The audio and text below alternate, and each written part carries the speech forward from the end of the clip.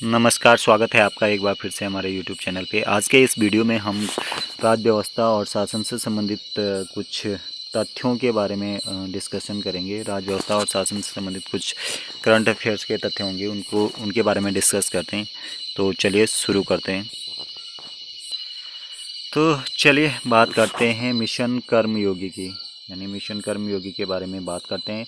Civil सेवा में सुधारों के लिए कैबिनेट ने मिशन कर्मयोगी को मंजूरी दी है और ये आपकी दी है 2 सितंबर 2020 को। केंद्रीय मंत्रिमंडल ने मिशन कर्मयोगी को राष्ट्रीय सिविल सेवा क्षमता विकास कार्यक्रम को मंजूरी दी है, यानी NPCSCV को मंजूरी दी है। ये दी है आपकी 2 सितंबर 2020 को।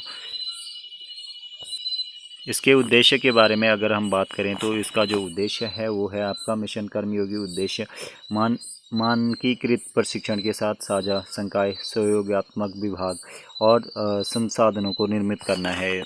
और इसके अलावा इसका जो और उद्देश्य हैं वो हैं आपके जो सिविल सेवा के अधिकारियों और सरकारी कर्मचारियों के प्रदर्शन को बेहतर करने का अवसर प्रदान करें। इसका जो एक और उद्देश्य है वो है जो भी हमारे सिविल सेवा अधिकारी होते हैं और जो भी सरकारी कर्मचारी होते हैं उनका जो परफॉर्मेंस होता है उसको बेहतर करने के लिए इसका गठन किया जाएगा।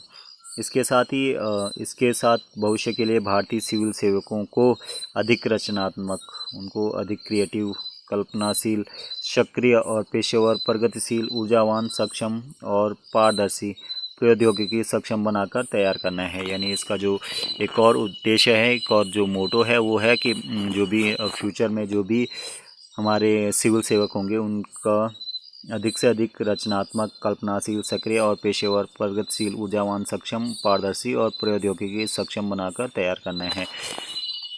इसके अलावा अगर बात करें कि इसकी ज़रूरत हमें क्यों पड़ी, तो इसकी जो ज़रूरत पड़ी है वो पड़ी है हमारी सेवाओं की एक विस्तृत विविधता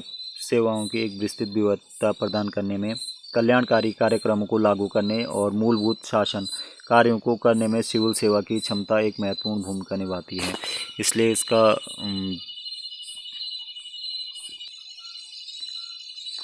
इसके अलावा भारतीय सिविल सेवकों को अधिक से अधिक रचनात्मक यानी क्रिएटिव बनाने के लिए और इमेजिनेशन उनका अच्छा हो, नवीन, न्यू और सक्रिय, पेशेवर, प्रगतिशील, ऊर्जावान, सक्षम, पारदर्शी और प्रौद्योगिकी सक्षम बनाकर भविष्य के लिए इनको तैयार करना है। इसके अलावा अगर हम बात करते हैं इसकी विशेषताओं की, तो इसकी विशेषताओं में पहला है इसका कार्यक्षेत्र, यानी कौन से लोग इस के अंडर आएंगे। तो इसमें आएंगे आपके 46 लाख केंद्र सरकार के कर्मचारी सभी स्तरों पर शामिल होंगे। यानी केंद्र सरकार के जितने भी कर्मचारी हैं लगभग वो 46 लाख के आसपास हैं और वो सभी इसमें शामिल होंगे। इसके अलावा नागरिक केंद्रित सिविल सेवा के बारे में बात करते हैं तो मिशन कर्मयोगी मूल रूप से नागरिक केंद्रित सिविल सेवा के निर्माण पर केंद्रित करती है।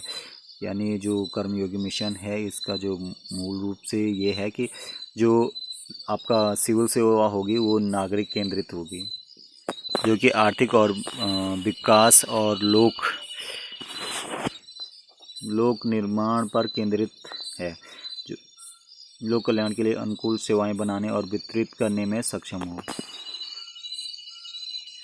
इसके अलावा अगर हम बात करें तो मिशन कर्मयोगी में क्या है कि नियम आधारित प्रशिक्षण के बजाय भूमिका आधारित प्रशिक्षण है। यानी इसमें जो है जो आपके रूल होते हैं उस पे ये ट्रेनिंग बेस नहीं है, ये है आपका भूमिका आधारित प्रशिक्षण पर बेस्ड है। जिसमें क्या होता है कि व्यावहारिक बदलाव पर जोर दिया गया है। इसके अलावा अगर हम बात करते हैं IGOT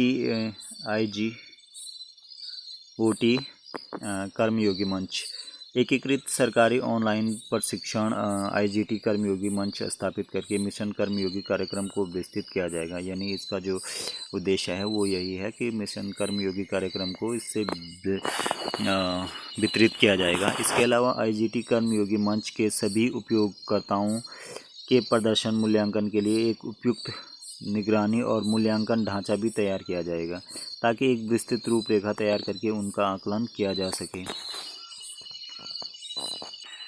इसके बाद आपका जो अगला टॉपिक है वो है आपका सार्वजनिक मानव संसाधन परिषद के बारे में। तो केंद्रीय मंत्रियों, जो भी हमारे सेंटर के मिनिस्टर होते हैं, मुख्यमंत्री, सीएम और प्रख्यात मानव संसाधन पेशेवरों, राष्ट्रीय और अंतर्राष्ट्रीय विशेषज्ञों के साथ प्रधानमंत्री की अध्यक्षता में एक सार्वजनिक मानव संसाधन परिषद विकसित किया जाएगा, जो संपूर्ण क्षमता निर्माण अभ्यास की देखरेख करेगा।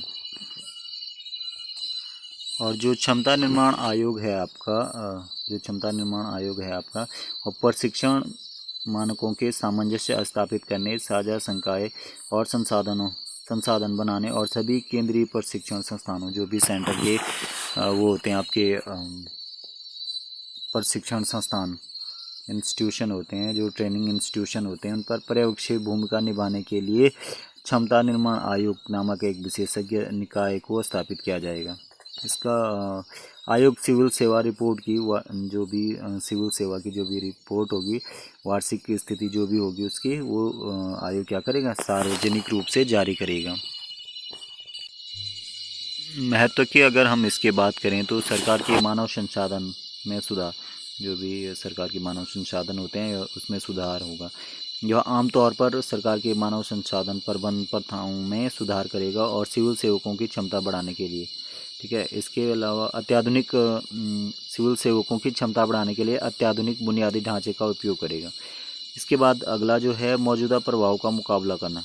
यह आजीवन और निरंतर सीखने की वातावरण की कमी, भारत की विकास आकांक्षाओं और विविधताओं की साझा समझ को रोकने वाले विभाग स्तर पर प्रक्रियाओं या प्रणालियों जैसी मौजूदा बाधाओं को दूर करने में मदद करेगा। यानी जो भी इससे संबंधित जो भी बाधाएं आते हैं उनको दूर करने में ये मदद करेगा। इसके अलावा मूल्य परिवर्धन, यह निरंतर क्षमता निर्माण प्रतिभा निकाय के लगातार अपडेट के लिए एक तंत्र प्रदान करेगा और पेशेवर के साथ साथ व्यक्तिगत विकास, यानी जो भी पेशेवर लोग होते हैं और उनके साथ साथ जो व्यक्तिगत विकास पे भी ये क्या करेगा, ध्यान देगा और सभी स्तरों पर मूल्य संवर्धन के लिए स्व परीक्षण यानी सेल्फ ट्रेनिंग का एक समान अवसर सभी को प्रदान करेगा। इसके अलावा न्यू इंडिया का साकार रूप, यह कार्यक्रम जो है वह सिविल सेवकों को अधिक पेशेवर, प्रगतिशील, ऊर्जावान बनाने के साथ साथ सही रवैया, प्रौद्योगिकी यानी टेक्निकली सक्षम बनाने में भी मदद करेगा, जो न्यू इंडिया के उद्देश्य से जुड़ा है। तो इस तरीके से आज के वीडियो में हमने कुछ राज्य व्यवस्था से संबंधित तथ्यों के बारे में डिस्कस करा है। आई होप कि आपको वीडियो पसंद आया होगा। वीडियो पसंद आया तो लाइक कीजिए, शेयर कीजिए और सब्सक्राइब कीजिए। और अपनी तैयारी के लिए हमसे जुड़ने के लिए आप हमसे कांटेक्ट कर सकते हैं। तो इसके लिए यहाँ पे हमारा नंबर दिया गया है 7409287156, इससे आप कांटेक्ट कर सकते हैं। Okay, thank you.